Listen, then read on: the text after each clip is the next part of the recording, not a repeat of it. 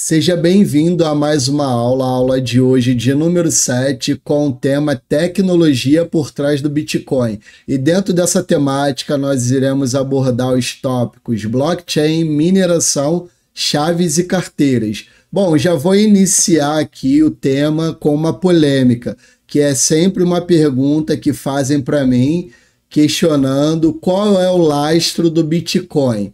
E em cima dessa temática que a gente vai estudar hoje, que a gente vai avançar, você vai entender bem claramente qual é o lastro do Bitcoin. Na aula passada, nós falamos sobre o lastro das moedas fiduciárias, que são as moedas do governo, que é basicamente a confiança em político.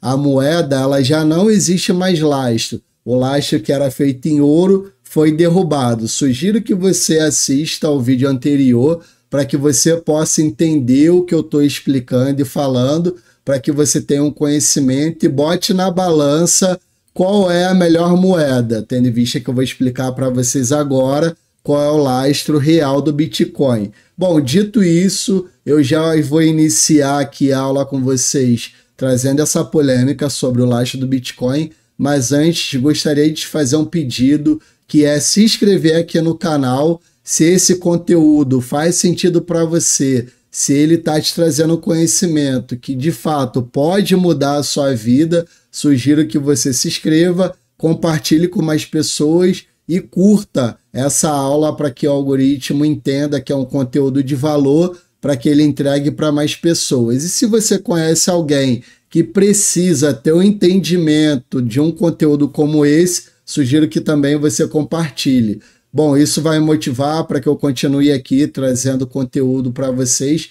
Um conteúdo que você não vai ter numa escola, numa faculdade, e eu que vivo com o Bitcoin, que consegui definitivamente sair do sistema, cheguei até aqui nos Estados Unidos, graças ao Bitcoin, eu vou compartilhar tudo isso com vocês de graça, sem cobrar um centavo de vocês. A única coisa que você vai precisar fazer é curtir e se inscrever no canal, beleza? Então vamos lá, já vamos falar aqui sobre esse lema que é o lastro do Bitcoin. Bom, o lastro do Bitcoin ele está baseado na tecnologia, que é uma tecnologia muito robusta, disruptiva. Eu ouso dizer que depois da invenção da internet, a maior invenção que a gente está vivenciando é a tecnologia blockchain. Então foram poucas invenções no mundo que fizeram de fato uma mudança, uma revolução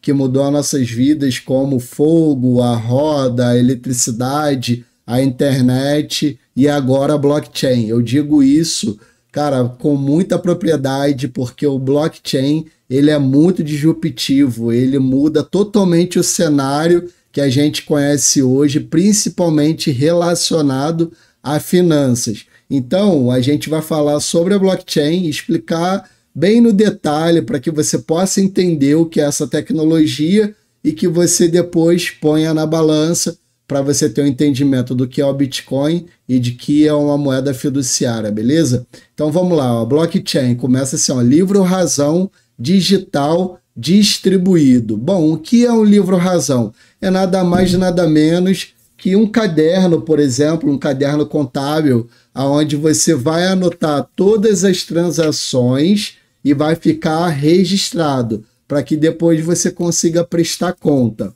A diferença que esse livro-razão, ele é um livro digital, aonde uma vez anotado, não se apaga mais, é imutável, você não consegue reverter. Tudo que é feito, todas as transações que é colocada ali nesse livro, você registrou, você não consegue apagar. Então isso traz segurança e transparência nas transações, que é ali abaixo do nosso tópico já com o tema segurança, transparência das transações.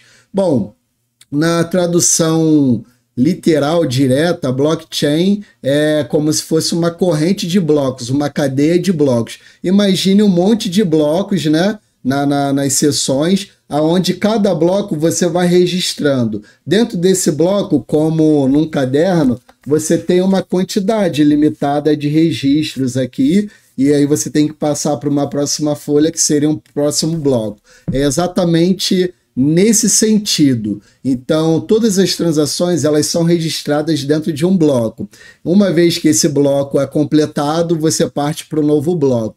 E não é possível retornar para o bloco anterior para você modificar, trocar transações. Uma vez que é registrada essa operação, você nunca mais consegue voltar. Então é basicamente isso. A blockchain, ela é uma tecnologia, uma programação aonde é registrado todas as transações do Bitcoin, de compra e venda, eu compro, envio, e as transações que é feita em todo o mundo, para que exista esse registro, para que não aconteça a questão do gasto duplo. Por exemplo, eu pago uma conta com Bitcoin, eu estou enviando Bitcoin para essa pessoa. Uma vez que eu envio para essa pessoa que está recebendo, eu não posso continuar com esse mesmo valor, com esse mesmo Bitcoin. É necessário que, uma vez que eu pague, esse Bitcoin ele saia da minha carteira e eu quite essa dívida, transferindo essa propriedade para a pessoa que me vendeu algo. Então, isso é um registro feito dentro da blockchain, que existe outros componentes dentro dessa tecnologia que vai trazer essa robustez e segurança para dentro do universo que é a tecnologia blockchain, que está relacionada ao Bitcoin e tantas outras criptomoedas. E o Bitcoin ele é o percussor, ele foi o primeiro, é a tecnologia que foi adotada, escolhida para gerir o Bitcoin, e tudo isso é criptografado. Você não consegue fazer a quebra da criptografia do Bitcoin. Então, você, uma vez que faz a transação, como eu mencionei para vocês, você não consegue quebrar isso. Então, a blockchain ela tem algumas nuances que eu vou trazer uma imagem para vocês aqui agora, que vocês vão entender a importância da blockchain aonde é o lastro. Primeira imagem, já é essa imagem aqui que está dentro da apresentação. Tem essa pessoa com macacão laranja aqui, com um monte de hacks aqui, com processadores. Isso são é como se fosse um galpão, né? Que a gente chama de mineração, aonde esses computadores, esses processadores, eles estão ligados 24/7, calculando, fazendo os cálculos matemáticos para processar as transações do Bitcoin.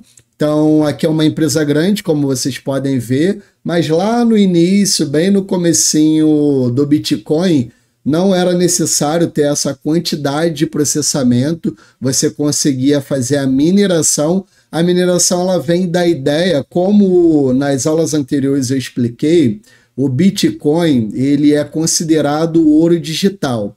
Então, o nome mineração vem da especificação do ouro, que para você obter o ouro você precisa estar ali minerando, cavando, fazendo as minas ali para você processar e conseguir ter o ouro. Então a mineração do Bitcoin é nessa analogia dos mineiros mesmo, onde as pessoas estão ali cavando para poder obter o ouro. Nesse caso aqui são as máquinas processando para que ela complete um bloco inteiro dentro desse processamento, dessas validações de transações. Uma vez que esse bloco ele é completado, você ganha um incentivo, que são alguns bitcoins, que eu vou explicar mais à frente, como que são esses incentivos, e que gera esse interesse das empresas e das pessoas processarem, de deixar diversos processadores ligados 24 horas por dia, com um custo operacional alto,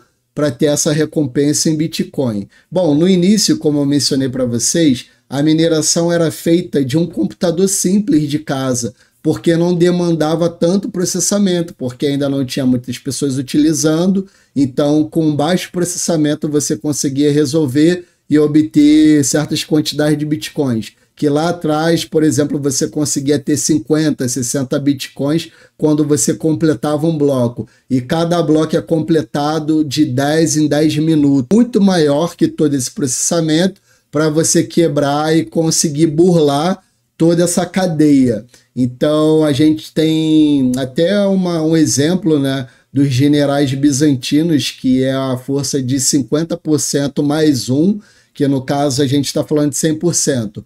Para quebrar a rede precisava de 51%, que é a maioria dos desenvolvedores e processadores da rede, para poder quebrar e assim inviabilizar a operação como um todo, porque para você hackear, se você quebra a rede, você derruba o valor do Bitcoin, então não faz sentido para a pessoa hackear, obter a quebra ali dos processamentos para obter o Bitcoin, porque automaticamente o Bitcoin ele cairia de preço. E isso tudo já tinha sido pensado lá atrás, desde a criação com Satoshi Nakamoto. Então essa escala de processamento ela já foi criada no intuito de que se o Bitcoin ele ganhasse adesão, tração, esse processamento ele teria que ser maior, porque é ter mais escalas, então necessitaria de mais processadores.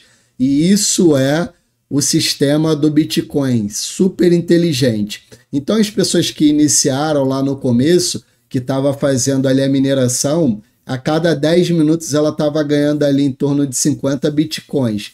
Sendo que a gente tem um acontecimento dentro do sistema do Bitcoin, que eu vou mencionar para vocês logo à frente, que é um sistema que faz reduzir as recompensas e automaticamente faz com que o valor do Bitcoin cresça, que ele se eleve pelo simples fatos, oferta e demanda. Bom, então aqui eu falei com vocês sobre a blockchain, expliquei o que é a blockchain, o que está por trás. Quero mostrar para vocês ainda dentro desse tópico do blockchain uma imagem, que é essa imagem aqui, que ela retrata exatamente o que é a blockchain do Bitcoin, porque a gente tem 3 tipos de blockchain. A primeira é essa blockchain aqui, que é uma blockchain centralizada, como vocês podem ver. Aqui no centro, a gente tem a rede, que ela vai distribuindo aqui, né? Só que ela é central. É como se fosse um órgão aqui no centro, distribuindo para as pessoas, para as empresas, a rede. Então, se quiserem atacar, sabe que aqui é o centro, que aqui a gente vai ter a central. Uma vez que a gente apague aqui, apaga todo o resto. Então, esse é um estilo de blockchain centralizado. Depois a gente vem para a blockchain descentralizada, que ela não tem um foco central, ela tem alguns focos aqui, ó, que é mais distribuído, mas ainda assim ela corre um risco, porque se tiver poucas pessoas distribuindo a rede, você consegue ir atacando até zerar a rede e as pessoas que estão dentro dessa rede vai perdendo o poder. Então, a descentralizada ainda corre um risco muito menor que a centralizada, mas ainda arriscado. A rede do Bitcoin ela é descentralizada e distribuída. Todo mundo possui um node. O node é como se fosse um código da rede do Bitcoin rodando em uma máquina, em um computador, naquele caso lá, como vocês puderam ver, são vários processadores. Então, cada node roda independente, distribuído. Então, fica muito difícil. Se, por exemplo, vem aqui e derruba uma rede, ela está funcionando aqui, ela vai se redimensionando dentro das outras redes. Então, não importa, você pode apagar aqui centenas de redes, que ela vai continuar processando, ela vai fazer o ajuste de rede e vai continuar vivendo. Várias pessoas perguntam, beleza, e se derrubarem, for banido num país que não pode mais fazer a mineração de Bitcoin? Eu te falo, isso aconteceu na China, exatamente no ano de 2021, a China baniu todos os mineradores tiveram que apagar, desligar toda a rede. Isso foi feito com que o hash, que são o processamento, né, da rede da blockchain do Bitcoin, caísse muito e que ela se reajustasse para as outras redes, para que ela normalizasse as transações. O Bitcoin não parou de funcionar, continuou funcionando. Os mineradores que eram da China, que gerava emprego, gerava renda, gerava economia no país, pagava impostos, porque precisa de um gasto de energia e precisa pagar pessoas para que faça ali a manutenção, né, de todos esses processadores. Eles simplesmente pegaram as maquininhas, botaram debaixo do braço e levaram para outros países. Então, os Estados Unidos, inclusive, foi muito beneficiado porque muitos processadores que saíram de lá vieram com incentivo para cá para poder trazer essas mineradoras aqui para os Estados Unidos. E os Estados Unidos hoje tem um dos maiores hash rate da rede do Bitcoin, onde roda os processadores, que fica aqui dentro dos Estados Unidos. De uma forma ou de outra, acabou beneficiando o Bitcoin, trazendo mais segurança para a rede, uma vez que a China era um dos maiores detentores, né, de mineradores,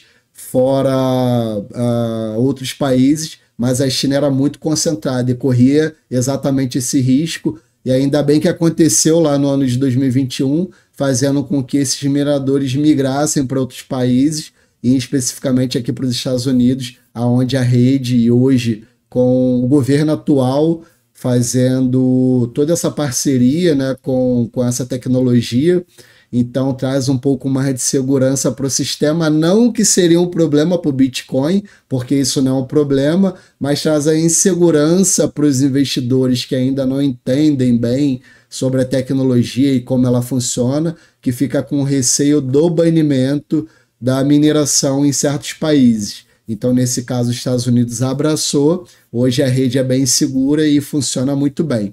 Então, com esse entendimento, você vai ver que dentro da mineração, ela tem no seu processamento algo que a gente chama o halving, que são as recompensas para os mineradores. Então, ninguém trabalha de graça, nem relógio trabalha de graça. As pessoas, para terem um investimento como esse, que são milhões e até bilhões, precisa ter um retorno.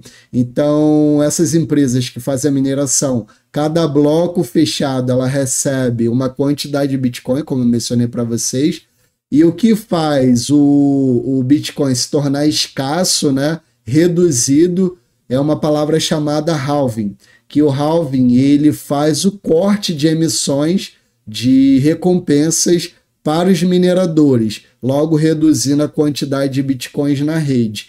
Como vocês bem sabem também, só vão existir 21 milhões de Bitcoin, nada mais, nada menos. Já foram perdidos alguns milhões de Bitcoin, pessoas que tinham Bitcoin lá no começo, nos primórdios, e esqueceu a senha, esqueceu a carteira, outros que foram hackeados, e aí vai. Então, são centenas de milhares de Bitcoins perdidos, e hoje a gente já está na quantidade de 19,5 milhões de Bitcoin minerados existentes e só vão existir 21 milhões.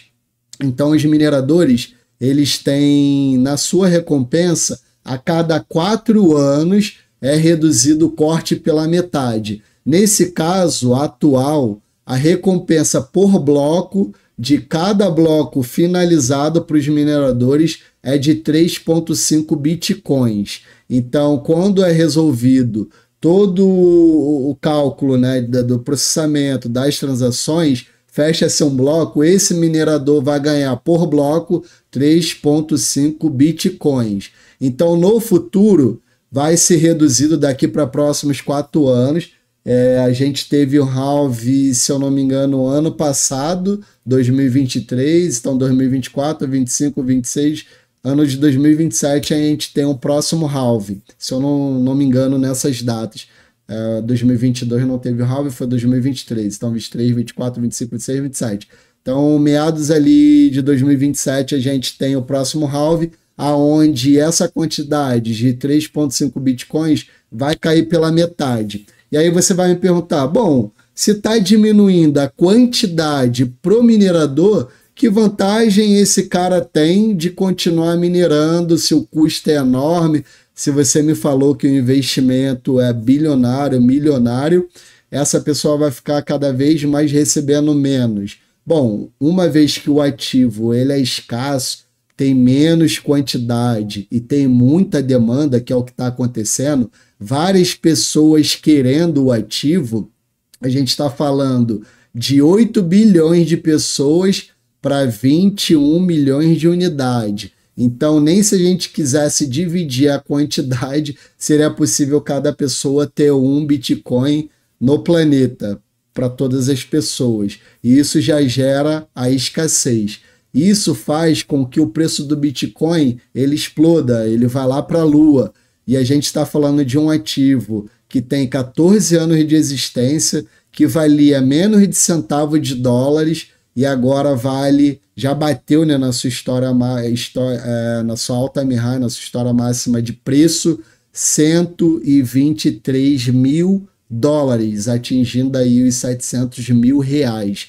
Então imagina, você ter um ativo que sai do zero, que em 14 anos ele chega no valor de 700 mil reais. É impressionante, nenhuma moeda no mundo, nenhum ativo no mundo conseguiu se valorizar tanto. E por que ele tem esse valor? Porque as pessoas encontram de fato segurança em algo que você pode dizer que é teu, que só o Bitcoin você de fato consegue dizer que é um ativo que é seu, diferente de qualquer outro ativo. Eu sempre trago uma analogia mostrando para as pessoas e fazendo esse tipo de pergunta, que é assim, ó, o seu carro, ele é seu? A sua casa é sua? As pessoas normalmente vão dizer que sim, sim, o carro é meu, minha casa é minha, então eu paguei, está quitado, é meu, não é de mais de ninguém.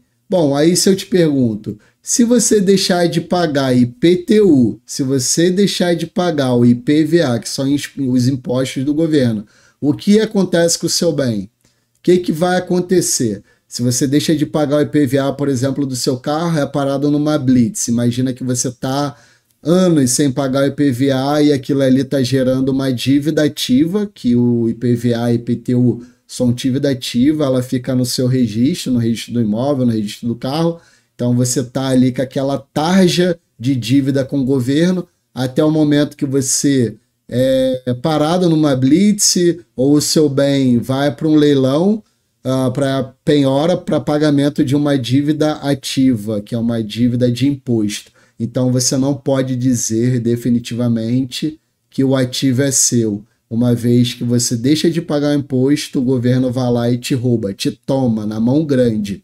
Então, eu trago essa analogia para que você tenha um entendimento que o Bitcoin é o único ativo que você de fato pode dizer que é seu. Por que isso? Porque é possível você transferir o Bitcoin direto para uma wallet, que é o tema aqui no último tópico, que a gente vai falar sobre chaves e carteiras.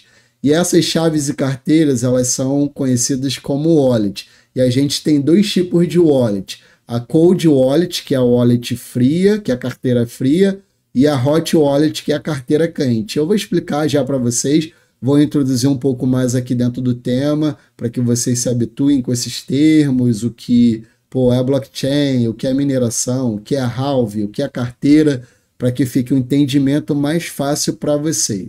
Então vamos lá, ó. Bom, falando das chaves, eu vou mostrar também para vocês aqui qual é a diferença. Bom, aqui a gente tem essa primeira aqui, ó, que é essa imagem onde tem esse fox, né, esse lobo aqui, que é uma hot wallet, é a mais conhecida, que é a MetaMask, é uma carteira que você pode colocar ligado no seu computador, no seu celular. A gente chama de hot wallet porque ela fica conectada diretamente na internet. Ela é um pouco mais arriscada, que ela é propensa a sofrer hack, porque ela está dentro do sistema e dentro da web, está ligada na web, na internet, e você tem possibilidade de ser hackeado. Então é uma carteira um pouco mais frágil, né? Não tão segura, quanto a uma carteira fria, uma cold wallet, que é diferente da hot wallet. Então a gente tem a carteira quente, que é uma... Só precisa entender, a carteira quente é uma carteira que está ligada na internet. A cold wallet, a carteira fria, é uma carteira que não está ligada na internet, ela está offline, está fora da internet, que é esse símbolozinho que parece um pendrivezinho aqui, que tem diversos modelos no formato de pendrive, no formato triangular, tem tipo uns que é tipo um celular. diversos modelos hoje no mercado, mas a mais comum é esse modelo tipo pendrive, que de fato as pessoas que conhecem, né, que utilizam Bitcoin, faz até uma zoeira para poder viajar para outros países, que levam um pendrive lotado de dinheiro e ninguém sabe que tem dinheiro ali dentro, muito menos a Receita Federal. Se bem que a Receita Federal já está aprendendo, já está entendendo como é que funciona, mas ainda assim ela só vai ver que é um pendrive, é uma wallet, mas não consegue pegar, mexer, porque depende de uma senha. Se você fala que perdeu a senha, acabou. Ele pode até prender o teu pendrive ali por algum motivo, mas você tendo a senha, você vai conectar num computador, vai botar as suas senhas e consegue recuperar os seus ativos. O dispositivo é só para facilitar a conexão. Mas voltando aqui na ideia, a Cold Wallet e a Hot Wallet, ela tem uma diferença porque uma é ligada na internet e a outra não. Mas ambas funcionam como um ativo, um dispositivo de segurança para que você traga para você o seu Bitcoin, porque normalmente as pessoas no primeiro momento ela vai comprar os seus ativos, o Bitcoin, o Ethereum, qualquer outro tipo de moeda, numa corretora, por uma corretora. Então a pessoa vai lá na corretora, vai fazer o cadastro dela, vai enviar reais, vai fazer um Pix normalmente, lá ela troca o Pix, o real, pelo Bitcoin. Então ela compra o Bitcoin, normalmente no primeiro estágio, por uma corretora. Bom, uma vez que você comprou na corretora, você ainda não é o dono do ativo. Você está tendo uma custódia feita pela corretora. Quem detém o seu Bitcoin é a corretora, você ainda não é o dono. Você só passa a ser dono quando você pega esse Bitcoin e transfere para a sua wallet, sendo ela a Hot Wallet ou a Cold Wallet, não importa.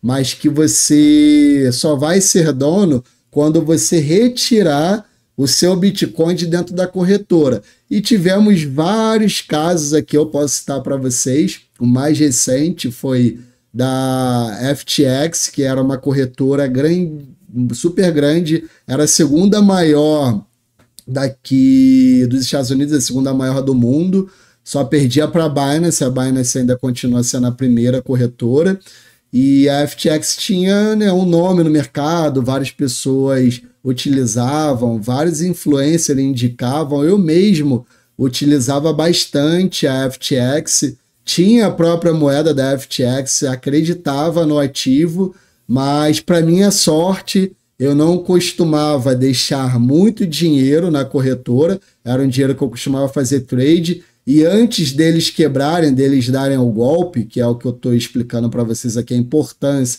de vocês sacarem os ativos, o Bitcoin, qualquer outra moeda que você tenha da corretora, para que se aconteça algum hack ou algum golpe, você não perca. Então a FTX foi a mais recente, né, que aconteceu agora há pouco tempo, tivemos outras nesse percurso, desde o começo da criação e das negociações do Bitcoin, que centenas de pessoas perderam milhares de dinheiro por conta de ter deixado o Bitcoin, os seus ativos dentro da corretora. Então a importância enorme para que você aprenda sobre autocustódia, que aí sim você vai entender sobre ter a liberdade, ter o seu dinheiro e dizer que é seu. Enquanto está na corretora, o dinheiro ainda não é seu, o Bitcoin não é seu.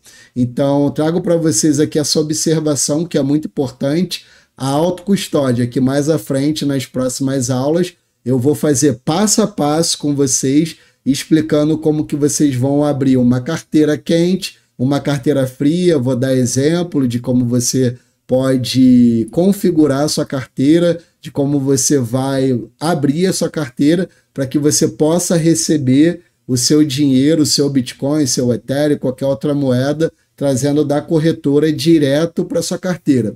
Hoje, normalmente, quando eu vou fazer uma compra, uma negociação, eu faço no formato P2P, que é diferente do formato que as pessoas, como eu já fiz lá no início, que é ir lá pela corretora, transferir o meu dinheiro pegar lá o Pix, enviar para a corretora e lá na corretora transformar em Bitcoin para depois eu sacar.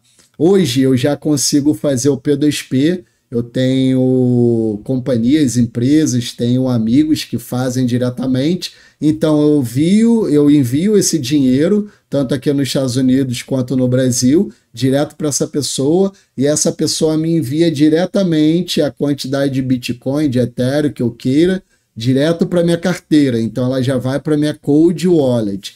Então eu consigo fazer essa transação sem ter intermediação, que é exatamente o conceito do Bitcoin, não tem intermediadores.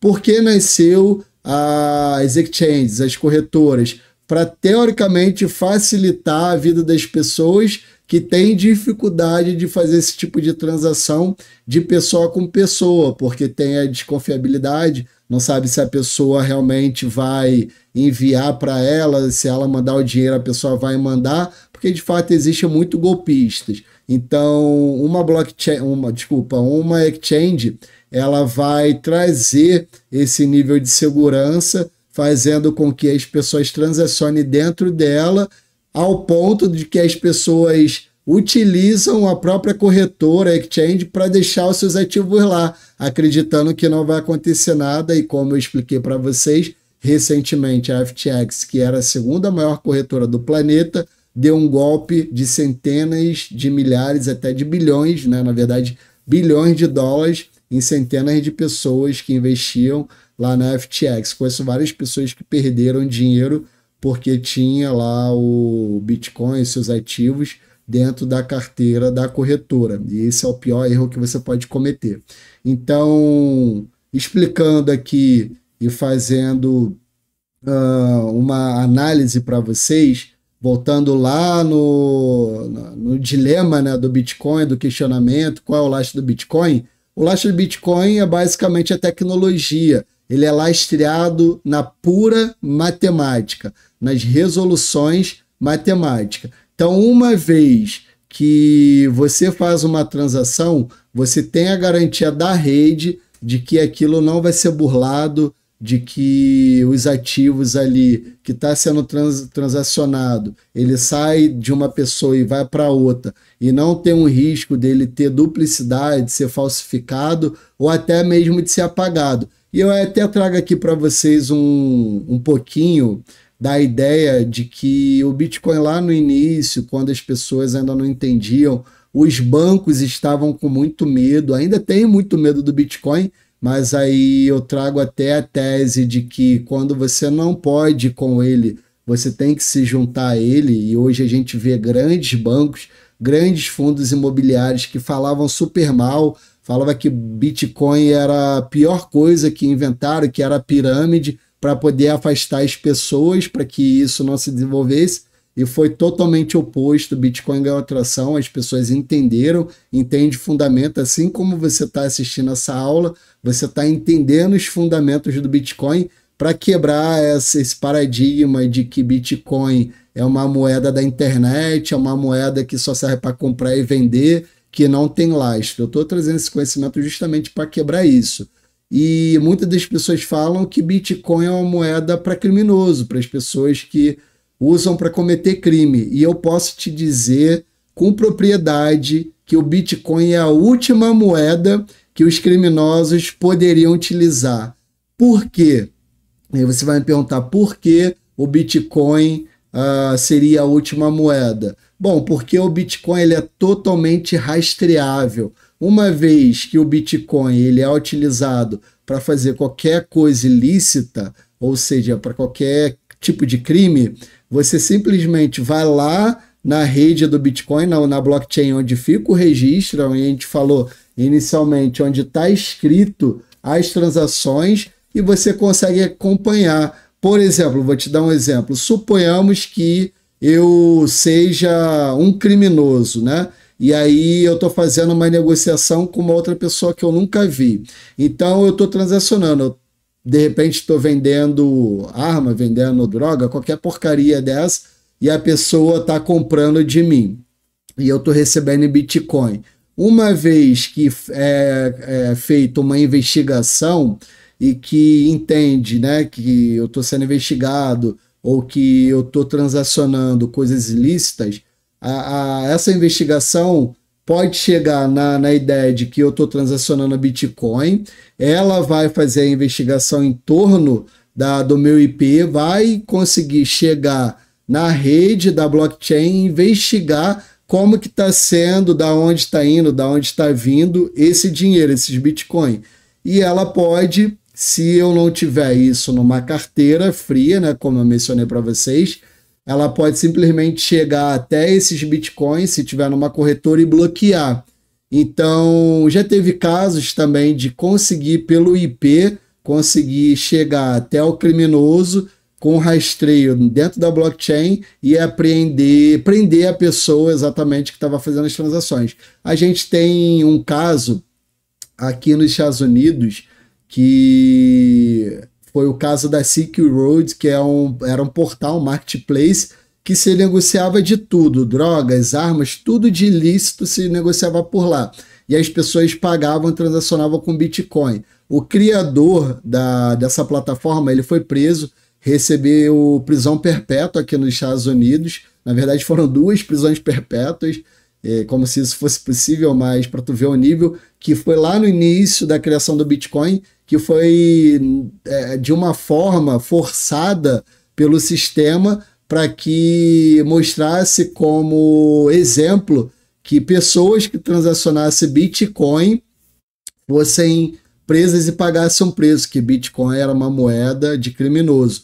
E agora, recentemente, na posse do Donald Trump, esse criador, eu fugi o nome agora da pessoa, depois para vocês pesquisarem, é só jogar lá Silk Road, vocês vão ver a matéria aí, e vai ver que ele foi solto porque ele estava sendo incriminado por algo, é a mesma coisa que você pegar e incriminar o dono da Ford, o criador da Ford, por ter inventado o carro, porque o carro mata pessoas. Então o cara criou um marketplace e ele estava sendo criminalizado porque as pessoas estavam negociando livremente coisas dentro do marketplace. Então ele não tinha culpa pelo que as pessoas estavam negociando, e muito menos pela moeda que estava sendo usada, que na época era o Bitcoin, que simplesmente ele serviu como exemplo, bode expiatório. E hoje ele foi solto, ele está solto. Assim que ele saiu, ele abriu a carteira dele e recebeu centenas de milhares de dólares em Bitcoin. As pessoas, né, a comunidade cripto, né, por conhecer a história dele, acabou mandando para ele Bitcoins, e hoje ele já é uma pessoa milionária, livre, e está de novo aí no sistema, mas não se sabe se ele vai continuar fazendo atividades com Bitcoin, a gente não consegue saber. Mas sabe-se que ele foi solto e que ele recebeu da comunidade, de várias pessoas que gostavam dele, que viu que foi uma pena injusta, ajudando ele hoje. Que os Estados Unidos também tomou milhares de Bitcoin dele. Se eu não me engano, foram 100 e poucos mil Bitcoin que ele tinha na época que foram tomados, né, dele. Então, essa ideia de que o Bitcoin ele é um ativo que ele é intransferível, a não ser que você transfira para alguém. Então, não tem como um governo, um banco vir e tomar para você e transferir. Não tem como, isso não existe. Assim como você tem um dinheiro numa conta, amanhã, por algum motivo, você recebe uma sanção, recebe uma ordem judicial, e esse juiz manda bloquear a sua conta, manda travar o seu dinheiro, como a gente já viu que acontece diversas vezes aí no Brasil com várias pessoas e empresas, e você não pode fazer nada, simplesmente você perdeu tudo. Aconteceu recentemente agora com o Monark, como vocês bem sabem, ele conseguiu, por sorte e pelo conhecimento do Renato 38, que depois eu aconselho vocês entrarem aí na internet, também pesquisar pelos vídeos dele, que ele é um Bitcoiner, ele ensina bastante sobre autocustódia, e ele ensinou exatamente o Monark no momento onde ele estava sendo perseguido, né, no Brasil, até antes dele sair para os Estados Unidos. Ele transferiu uma boa parte do dinheiro dele para Bitcoin.